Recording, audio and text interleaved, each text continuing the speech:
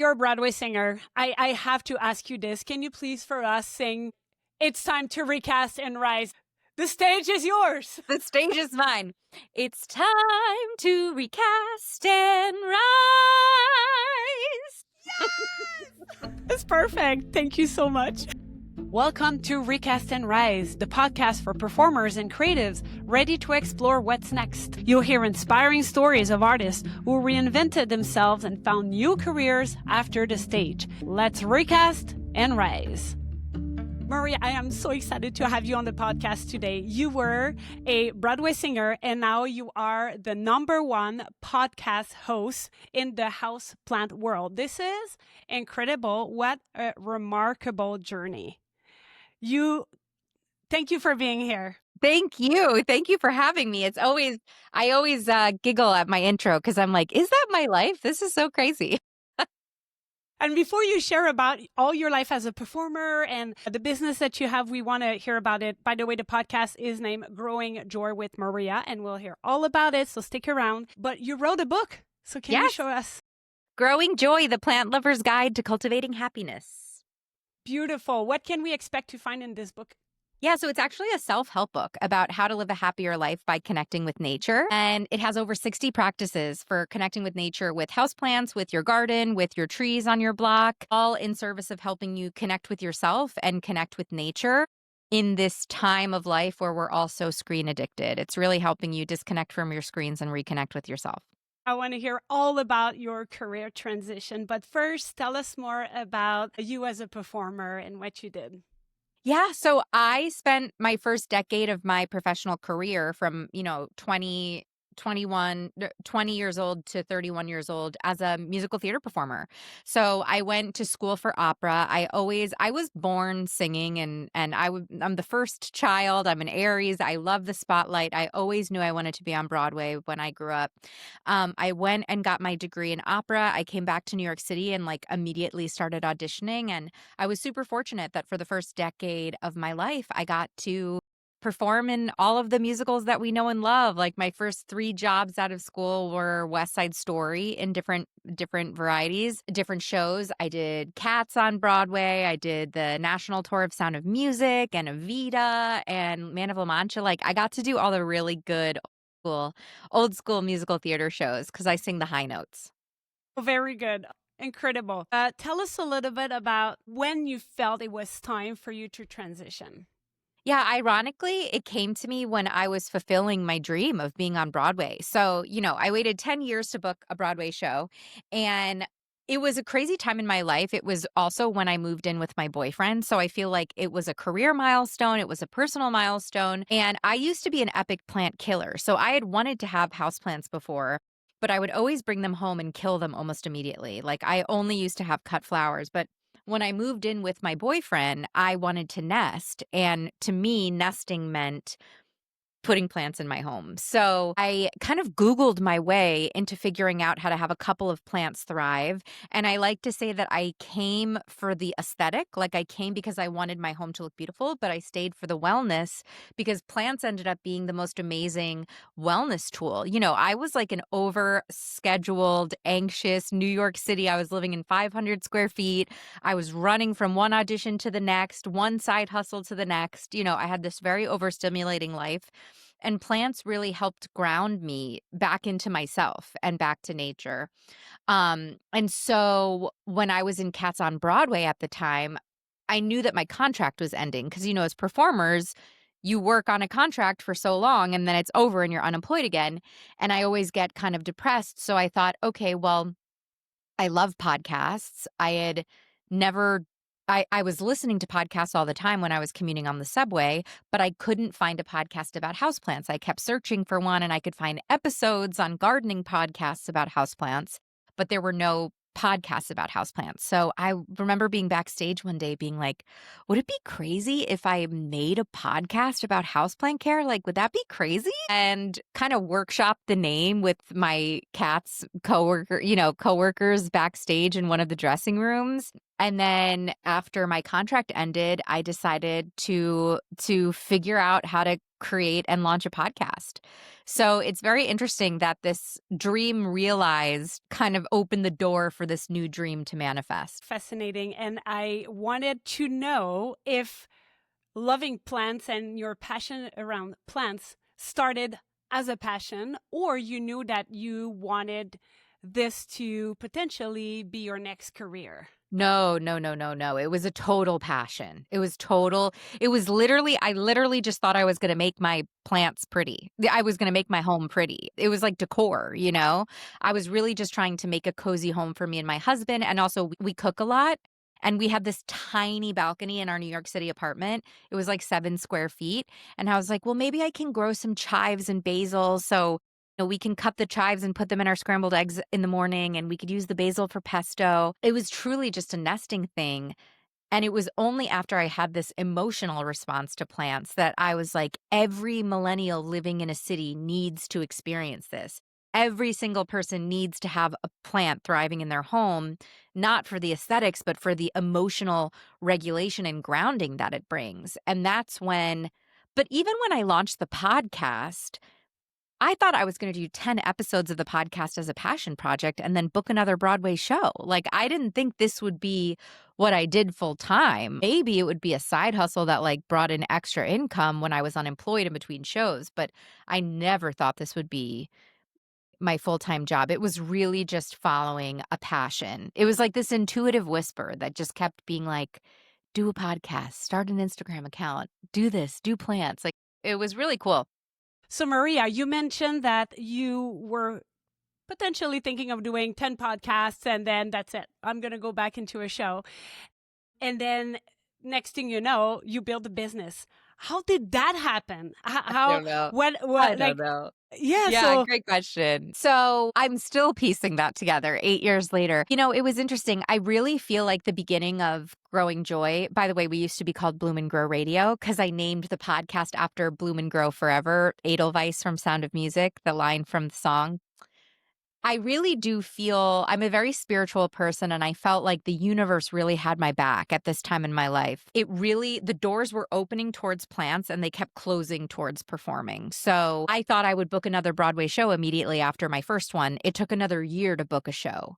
So all of a sudden I had this year of unemployment where I was able to pour time into the podcast while I was auditioning and working my side jobs. I just had this like fixation on creating this. And the other thing is because I was the first podcast about houseplants and I used Instagram as a way to market it, I connected with so many plant people that were just like me that wanted a podcast about houseplants. So I was watching the auditions dwindling while the downloads were doubling every month. And so I had that kind of real life validation of, wow, maybe this is something, like maybe this is more than 10 episodes. Oh my God, I hit 1,000 downloads. Oh my God, I hit 10,000 downloads. Like, whoa, whoa, whoa. And that's when I started thinking long term. And I monetized very slowly. And it was literally, I launched very lean. I watched YouTube videos on YouTube about how to edit a podcast on GarageBand, how to launch a podcast. And then I borrowed a friend's microphone for the first 20 episodes. So I had no, investment. It cost $20 to host my website. I had a friend design my website for me, and it cost $20 to host my website for the month. So the first monetization of the show was, okay, well, how do I make $20 a month? Because I want to at least break even. I don't want to, spend my savings on this. And that's where becoming an Amazon affiliate started. So I think Amazon affiliates was my first monetization. And then the affiliates started working out. So I took a course on affiliate marketing, and then I started creating strategic affiliate partners with other plant companies like a grow light and a pot company, like all of the things that I was already using. And it really just ended up being, my website costs $20. How do I make $20 a month? Okay, this course costs $400. How do I make $400? So it was always first just to break even because I didn't think I was going to make money from this. I didn't pay myself for years from this because I thought it would just be this little nugget. And then as I kept growing the show, I hit a point where I thought, okay, I can't pay for this out of my pocket anymore. I can't just break even and spend 10 to 20 hours a week on this. And that's when I started getting sponsors, building out kind of a more robust financial system. I got invited to speak at a couple of events. And then I got my book deal in 2020, which was kind of the moment where I thought, wow, I think I could make a run for this full time. So it's been very incremental, very slow. Very slow, but thank you for sharing all the steps. Very clear. Um, uh, Affiliate marketing to then obviously with Amazon, and then the podcast kept growing, and then the book. And what I'm hearing, and tell me if I'm wrong, obviously that's your story, but also just keep going.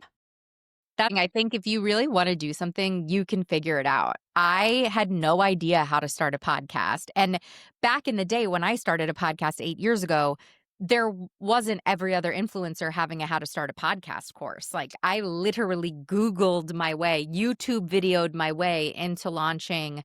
I mean, I think John Lee Dumas had a free podcast on how to launch a podcast. And I listened to that podcast. I was scrappy and just figured it out. And I think that is entrepreneurship, particularly when we talk about making a career pivot, is just understanding that you're going to be in a perpetual state of figuring stuff out. Quick pause. If you are a performer wondering what's next for me, let's connect. I would love to speak with you. You can also send me a message on my socials. And don't forget to subscribe to this podcast for more inspiring stories and career tools. Now, back to our chat.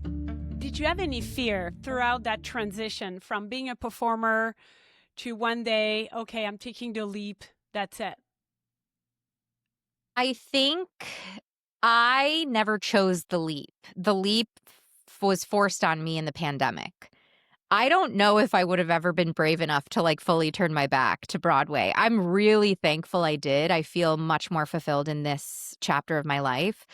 But this monetizing and going full time with the show was really a reaction to Broadway closing down and the pandemic happening. And I felt so lucky that a book deal landed in my lap and I had this monetizable asset that I could pivot to when all of my friends who are on Broadway, their side hustle was working in restaurants and restaurants were closed too. That was such a scary time for performers. And so I was kind of pushed. I was kind of shoved through the door of being full time. And yeah, it was scary. I think it's scarier now. I think being full time at it is much scarier than those first couple of years when I was part-time at it and it didn't pay my rent. It didn't pay me. It was money that was going into an account and it paid for my plants. It paid for, business stuff. But I think that was much less scary than now. If I don't get sponsors or if I don't get downloads, I don't pay my rent. That's a much scarier reality, I think. So it's kind of opposite. The fear has grown instead of, I was just very naive in the beginning, just being I just like plants and want to talk about plants. So I guess I got kind of lucky. Yes, and I can, what I'm hearing is also the fear grew in something completely different where now, okay, you have a business you need to make this work versus before, okay, I can still rely on going Low back stakes. to the show. And yeah. What kind of people did you need to circle yourself around in order to succeed? And are there people that you're grateful that they were there for you during that time? I love this question. I'm very thankful that I had parents and siblings and a husband that supported me. So selling was really hard for me in the beginning of my business, and my husband took over my sales. So he, became the quote unquote, head of sales for Bloom and Grow Radio. And he would take the sales calls for me because back then it was too hard for me to sell myself. And I would get on these calls with CEOs and I would hang up on these calls and just start crying because I couldn't quite get there yet in terms of selling my show and selling myself. So I think having people that really saw the vision and believed in me were important because the thing with entrepreneurship is it gets hard. It gets really hard. You get knocked down, you get hiccups, you have launches that don't go the way you planned, you have technical difficulties, you get taken advantage of. Like all of these things happen in entrepreneurship. So you need people that when you're knocked down can help pick you up and be like, no, remember who you are. Remember what you've built. Let me hold this mirror up and show you what you've built and remind you of these things when you're struggling.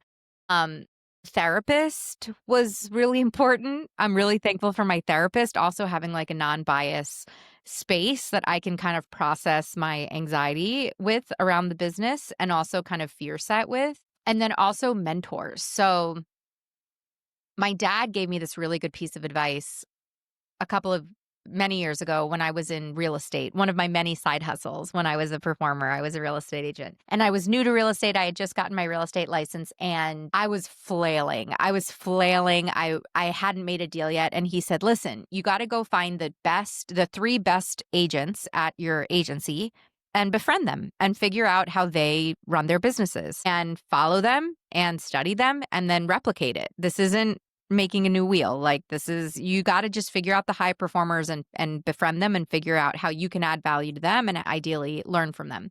And I did just that. And I was very successful. I've kind of taken that approach now as I've grown this business, finding other podcasters in the space that are a couple steps ahead of me and being in a mastermind with them, paying to be in masterminds where people are farther advanced than me, taking courses. I wish I took courses earlier when I was starting out because I wasn't paying myself and because it was a hobby.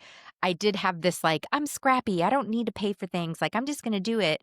I wish I paid coaches earlier. I think I could have saved myself some mistakes and just like a slower learning curve. I wish I kind of quickened my learning curve there. But yeah, I think having your hype people, the people that believe in you, the people that celebrate you. And I also think as important is setting boundaries around the people that don't believe in you, setting boundaries around the people that, I had a lot of people when I launched this thing being like, you're doing what? Aren't you an actress? Aren't you worried that starting this podcast about houseplants is going to make casting directors not think you're interested in working as an actress? Like, don't you think maybe you shouldn't tell your theater agent about your book deal because you don't want him to not submit you? So there are negative people who are scared because it's their own shit. And I realized that I had to kind of pick and choose who I discussed business with. So I think it's kind of on either side. Yes, I love what you just said about your identity as a performer. Mm-hmm. You were a performer, now you're not, and how this also changed you. You are different women, and how, the industry was potentially looking at you like, oh, you're not a performer anymore. You're this or you're that. I'm assuming you probably had to go through that transformation phase where you were not a Broadway performer. You are now this amazing businesswoman, but that's big change. Yeah, it was excruciating. I'm not going to lie. It's my entire identity was wrapped up with being on Broadway.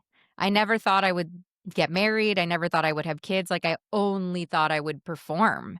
And so all of a sudden I had this enormous ego death in the pandemic. And the thing is, it was excruciating, but I'm so thankful for it because life, if you allow it, life can really surprise and delight you in the most wonderful ways. For 30 years, I thought my life would look this way. I would be on Broadway for the rest of my life. I would live in New York City. I would probably be single. I always told myself I'd be the fun aunt. I'd be the fun aunt to my siblings' kids. I'd never have kids of my own. And my life looks so different. I live in South Florida now. I'm a podcaster. I'm not a singer. I eat dinner with my husband every night. I don't go to work, at 6:00. It's a very different lifestyle. And I'm I'm so much happier. I don't think I understood also how unhappy I was in that industry until I got out of it. It's a really tough industry to thrive in, but I was so attached to it that I needed to be there, right? Like I couldn't not be there. So, allowing yourself to have these, not for lack of a better pun, but allowing yourself to really flow through these seasons is a really beautiful thing that not a lot of people allow themselves. You see people who just live in their lane and their one job and this is the way the world works and this is great. And that's great for them. I'm not saying everybody needs to be a psycho like I am and do like a 180 in the middle of their life, but it's available to you, it is more available, I think, than people understand. Yes. And to go back to your husband had to do the sales call. You could have done that, I'm sure, but you were not there yet. Okay. And so you had to learn how to make those calls at some point. I did. That is a skill that you needed to develop to learn. What other skills? So besides sales, what other skills did you have to, now looking back, you're like, I needed to be a marketer. I needed to be sales. I needed to be HR Yeah. for myself. I needed to learn how to send a Google invite. Like I had no technological experience. I mean, when you're a performer, you have your call sheet at the theater. You write I didn't use a calendar. Like I wrote down my call times for the week, and the week always changed. And I was on tour with a mutual friend of ours in 2019. Like you just show up when they tell you to, right? I remember I got huge get in my first couple of interviews. One of the largest plant brands in the country decided to meet with me. And I sent them the Google invite in the wrong time zone because I couldn't figure out Google invites. Like Gmail, getting an email for my business, making a business card. I mean, I made a fake business card before I even started. I just like went on, one of those websites and just like made a fake business card so I had something to pass around to pretend that this was a real thing. So there was a lot of tech skills. I had no digital marketing expertise. I'm still struggling like there. I'm still trying to find mentors and classes on SEO and how that works. What other skills did I need? Sales, selling myself. I think one of the biggest skills I needed was confidence. I think being a performer, it's easy to get down on yourself, and it's easy to really validate the opinion of the people on the other side of the table over yours. And all of a sudden I'm the CEO of my company and what I say goes, and I'm the visionary and I'm the creator and I'm the star. That was an interesting space to step into because I was so used to being the understudy. I was so used to being in the ensemble. I was so used to getting rejected. Um, so I feel like there was some like worthiness work that I had to do. And I don't know, my marketing, like my main digital marketing. I mean, I had to take the Instagram course. I had to read the book on Instagram. I had to do, all of that. There were a lot of gaps to fill in. Is so successful. I look at all your podcasts, your socials. I'm getting your email campaigns. I mean, you are incredible. It's remarkable. I guess I want to go back to you being a real estate, right? Yeah, realtor. Yeah. You were a realtor. Why? Okay, so you were that while performing. Was being a plant guru, serial plant killer, you call yourself? Yeah. Uh-huh. Always like something that you wanted to do compared to real estate? Like, why not real estate versus this project here? I didn't know it was available to me because when I was doing real estate, I was a plant killer. So I didn't think about it, right? Like I just used to bring bouquets of flowers home because I knew that I couldn't keep plants alive. So I didn't know being a podcaster was available to me. I didn't have the passion for something. Real estate really just paid my bills. When you're living in New York City and you're auditioning and you're not in a show, you need an easy way to save a bunch of money, pay your bills in a way that's easy and doesn't take up, 80 hours of your time. And I had many different side jobs. I mean, I've worked at a juice cleanse place. I worked at a yoga studio. I worked at a pizzeria. I worked for Mario Batali for a while. I babysat for the rich and famous. And real estate, I did get a taste for entrepreneurship because you really are you're in charge of your own money. So that was my first kind of taste of that. But yeah, there was never a passion for real estate. There was a passion for the money that real estate brought in. Hearing your story, it seems like you always had this tendency to want to build your own business. It sounds like, because real estate is a bit of that. Yeah, I come from a family of entrepreneurs. So it was very successful entrepreneurs. So it's not as scary to me because my brother and my dad are both really successful entrepreneurs. So at any moment I could call them and ask them a question or I'll call them crying, sometimes call them crying because, I needed to be talked off the ledge of something. So yeah, I think itself, being a performer is very entrepreneurial because you're really the CEO of your own brand. You're marketing and pitching yourself in every audition. You're managing your own money. You're a contractor, right? So I think you have to be comfortable with a certain level of risk as a performer that entrepreneurs also need to be comfortable with. So I think from the beginning, I've always led a kind of non-traditional lifestyle. That's what my friends used to say, Maria and her non-traditional lifestyle, when I would go to work, when they would all come home from their normal jobs. So I think, yeah, there was always an itch in me. And it's funny, my husband, thank goodness, has a normal job that he goes to an office for, and I get his health insurance, which is amazing. But yeah, I mean, I've never had a 40-hour a week go to the office, clock in, clock out job, which feels crazy. Very fortunate and crazy. And also, like, obviously also comes with as many negatives as it does positive, right? I think sometimes the grass can always be greener. Maria, what would you say to someone that is a little bit scared and feels stuck into transitioning into another career, especially as a performer? Yeah, for performers, my main thing is you have so much more value than you think you have. We have soft skills. We are naturally good at sales. We are natural born leaders. There are so many unquantifiable skills that performers have. We are team players in a way that no one else is that really do translate. I feel you in also sometimes feeling like you're in a box and feeling like maybe you aren't worthy or that it is scary. But I think my number one thing I would love to say is you're so much more than your resume for your theater career. Like, you are so much more. It's wild. And I'm so excited for you to explore and develop the skill set in a different capacity. The other thing I would say is do it slowly if you can. If you have to do it quickly, do it quickly. But particularly if you're moving into a passion-based entrepreneurial business the way I did, I'm really thankful that I didn't have the bill paying pressure immediately. I was able to build this business for 4 years. I was able to build my audience. I was able to try stuff that didn't work. I was able to learn and buy courses for myself with money from cats that then taught me how to do these things, right? So I think sometimes where I see people with the most stress is they just like quit their job with no plan. I think, how can you just 1% by 1% by 1% add in something and take away something?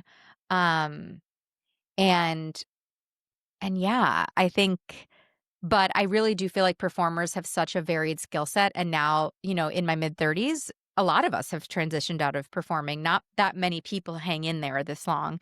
And it's been so fun to see where everybody goes. Like, all of my performing friends have equally interesting jobs. They're just doing something a little bit different now. And also they find performing again later in life in different ways.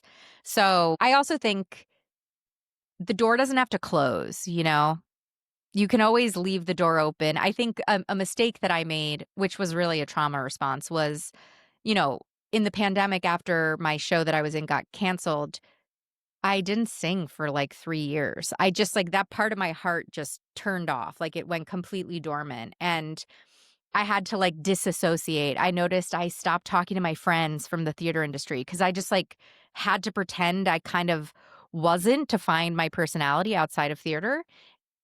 And I kind of wish I was gentler with myself in that way. And now I'm finding myself again as a singer, and how I might perform in a different capacity now because I miss it. And it was a huge part of my identity for such a long time. So I think just like allow yourself to be malleable, allow yourself to move through seasons, allow yourself to be surprised, because we plan and God laughs. I mean, that is just the truest sentence I've ever heard. It's so true. Yeah.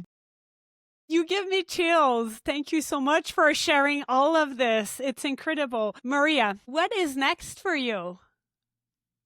What's next?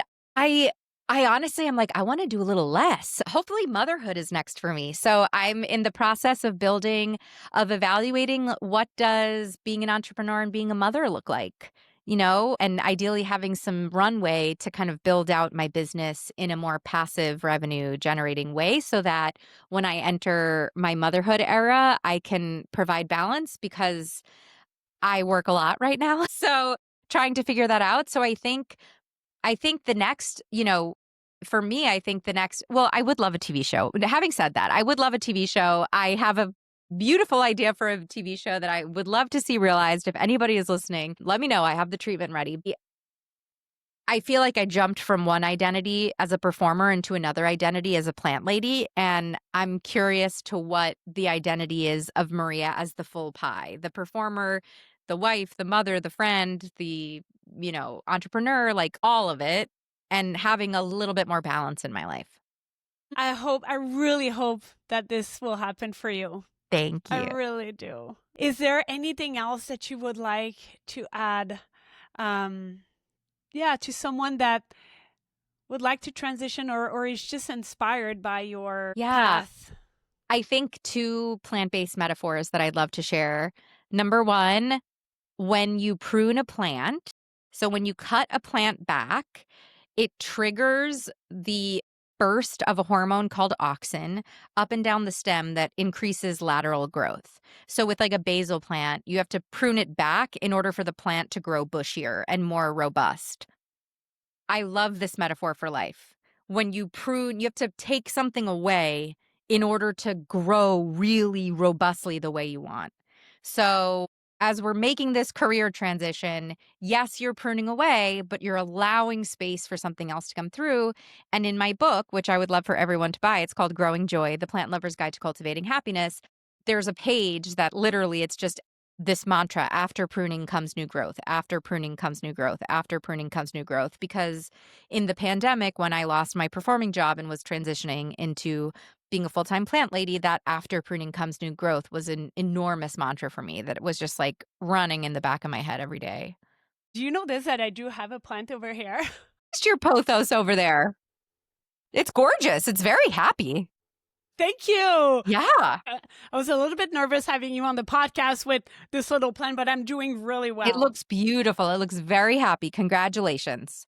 Thank you. So based on what you do, should I name it? 100%. I think we have. Yeah. Tell me more about it.